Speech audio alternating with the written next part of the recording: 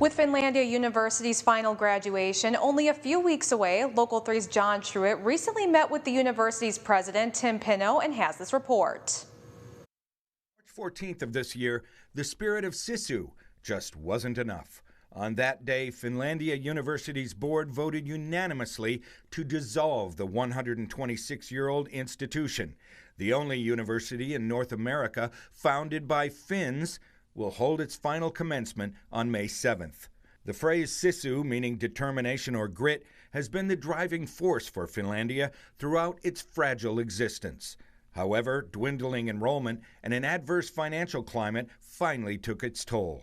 I had an opportunity to sit down with Finlandia President Tim Pino for a look into the perfect storm that took down Finlandia. This has never been a rich institution. It's always been about an institution that serves common working people. We are 50% Pell eligible and 50% first generation, so we don't serve an affluent student base, an affluent family base, and so it's always struggled. It's never not struggled. There are simply fewer 18-year-olds going to college. There are simply fewer 18-year-olds. We don't need as many seats for students as we used to. And so as that happens, then the sector contracts.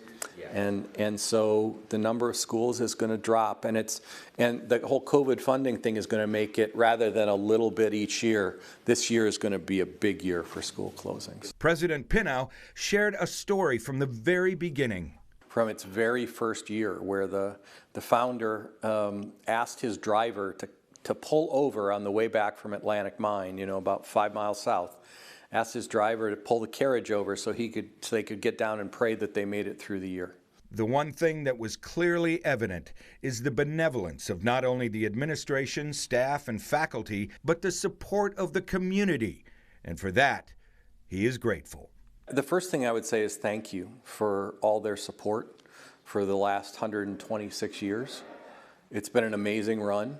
I would also say thank you for your support during this time, because the folks here have been really fantastic. With that, there are still opportunities available to the students.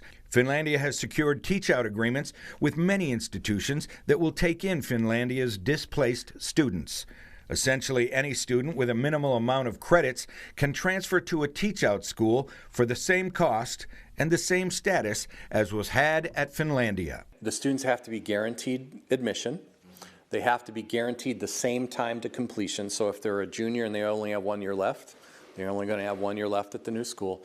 And it can vary slightly, but in general, it can be no more expensive.